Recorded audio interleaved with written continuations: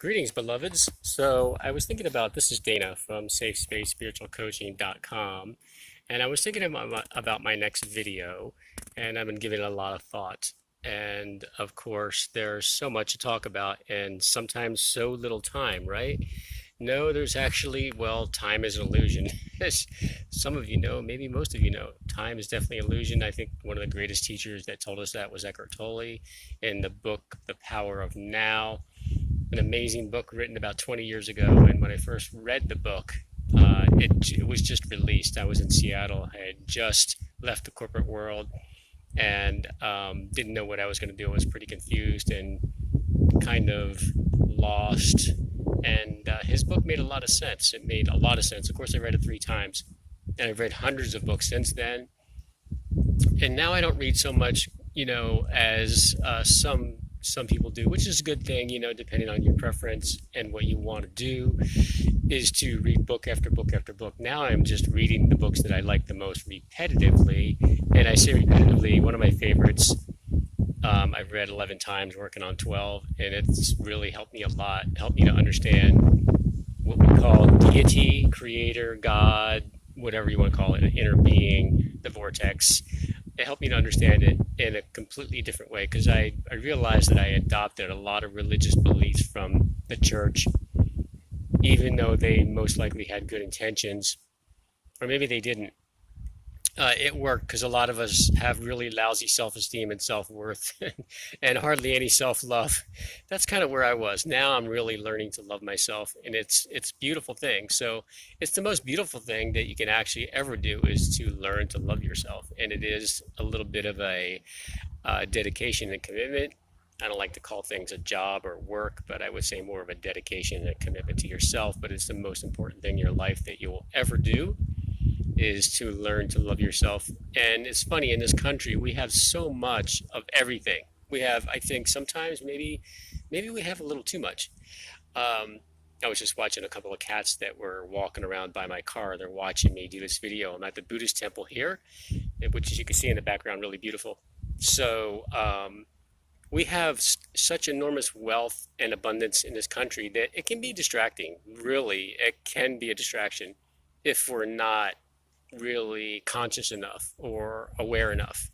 So the reason I make that point is I was talking about, learning to love the self in my other videos, which has been my biggest journey is loving myself and feeling safe in my own skin, feeling safe in my own body, which is what I'm writing about, I'm teaching about now, and that's why my website is called Safe Space Spiritual Coaching.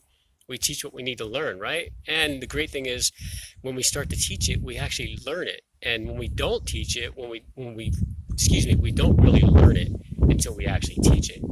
It's a really beautiful thing too. So I encourage any of you who wants to learn about something to teach it. And it's a great way to actually teach yourself. And the word self is really important. There's another thing I wanted to just kind of touch on here very quickly. It's going to be a short video, so please listen to the whole video all the way through.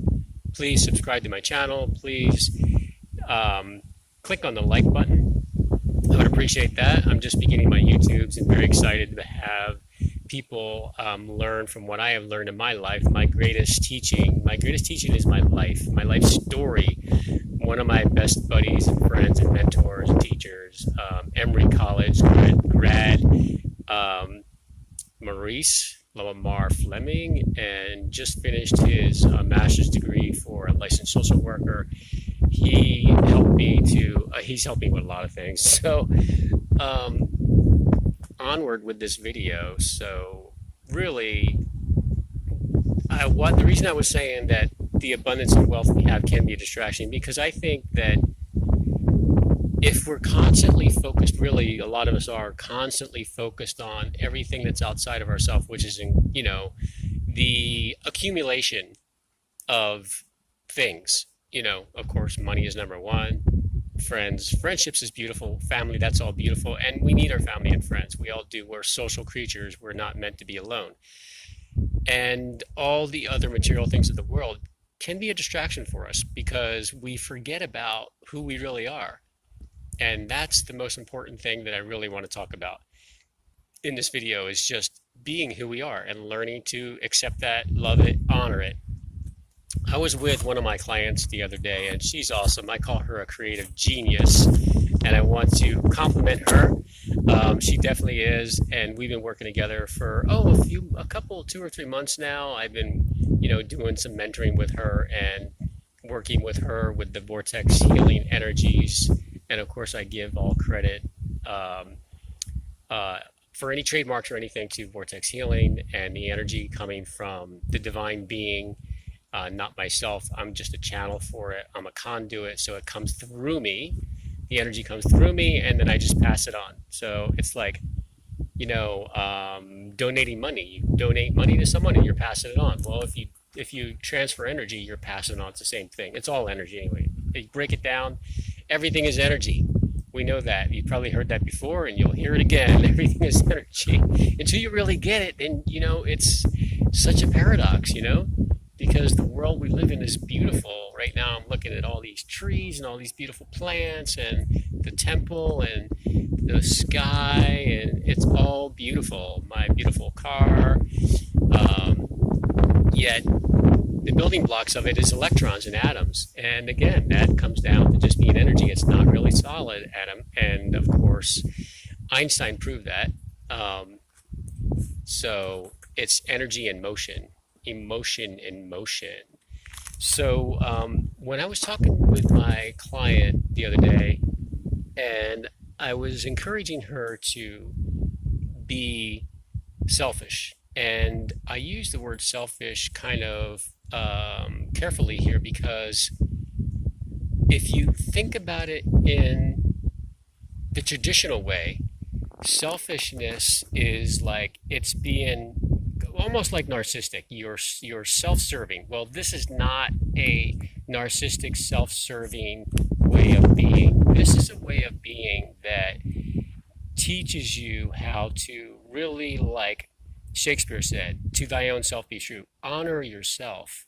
And so I was just giving her some ideas of how to break free from a narcissistic relationship and to take back her power. And so some of the things that I've learned in my own life, I've told her was to, what did I say? Honor the self. I'm looking at my notes. Approve of the self. Accept the self. Forgive the self. That's a big one. Forgive the self and love the self. And so how do you do that? Well, you do it moment by moment, and you do it every day. You make a decision, especially the first thing in the morning. And again, I want to honor a couple of the YouTubers out there that are doing great work. And one of them was talking about a morning routine today, and he's been talking about that a lot. He's really great. And so when you first get up in the morning is when you have to build that momentum, like Abraham Hicks says. You've got to build a momentum of honoring yourself, accepting yourself, approving yourself, forgiving yourself, and loving yourself. And it's a practice, just like yoga. Think of yoga. Yoga is a practice, right? This practice is also like a yoga practice. It's like getting up in the morning and building a muscle. Well, you're building a mental muscle. You're building your emotional muscle. You're building your love muscle. Hey, that's a new one. We can call it the love muscle. And those of you who are getting my drift and why I'm laughing, there could be another muscle called the love muscle too. So this one is your mind. It's your mind that you're exercising, and you're exercising your mind to learn how to, like, basically, again, like I said in my last video, the only two things that we really want is to love and be loved. And so I want to mention one of my favorite books and my favorite authors. And of course, I give all credit to this author. And one of the things that he told me is that all quotations given here by Conversation with God are given with permission from the author. So again, all quotations from Conversation with God are made here with permission from the author. And this is one of my favorites, CWG. I like to call it CWG Book One. It's a great book. And some of you, it may not be, the right book for all of you, but, I would suggest that give it a try. And after I read, so I'm sure you can see the cover, after I read many hundreds of self-help books and New Age books, A Course in Miracles, Wayne Dyer, Deepak Chopra, all the big names out there right now, and Doreen Virtue, Louise Hay, Jane Roberts, Seth. Yeah, Jane Roberts is still a classic, still good material, good stuff, great stuff. This book, CWG, helped me to just kind of see everything in a new light, basically. Um, and excuse me, it helped me to see things really differently, especially after reading it multiple times. And most of all, I think it's really teaching me how to love myself, and which has been, again, my journey. That's my life story, and I think it's probably your life story. So, in here on page 75, um, Neil's asking God a question about basically how, almost kind of how to love yourself. And he says, the answer comes back, your thought is about yourself that you're not good enough, you're not wondrous enough, not sinless enough to be a part of God, in partnership with God. You've denied yourself for so long. You've denied yourself for so long who you are that you've forgotten who you are, capital letters, who you are. This has not occurred by coincidence. This is not happenstance. It's all part of the divine plan. I love this. For you could not claim, create, and experience who you are if you are already it. It was necessary first for you to release, deny, forget your connection to me in order to fully experience it by fully creating it, by calling it forth. My grandest wish and my grandest desire was for you to experience yourself as part of me, as the part of me you are. You are therefore in the process of experiencing yourself by creating yourself anew in every single moment, as I am through you. And so I love that. So one of the other things I learned from this book is that a great affirmation is I'm recreating myself. This I have memorized. I'm recreating myself in the next greatest version of the next greatest vision I ever held about who I am. Oh, excuse me, I'm not looking at the camera. So I'm still getting used to this YouTube and having to get the right equipment. For now, this is what I have. This is what I'm working with. And what you see is what you get. Take it or leave it. Try it or deny it. So this is what you get. So anyway, this is really good information. And I'm sure that some of you are willing to really look at this and have an open mind and an open heart. This could be really helpful for you too, is that we had an agreement. We made an agreement to be in partnership with God. And we also made the agreement to forget who we are, to remember who we are. It's part of the process, part of the divine plan. And Neil also says in the book, in the absence of that which you are not, that which you are is not.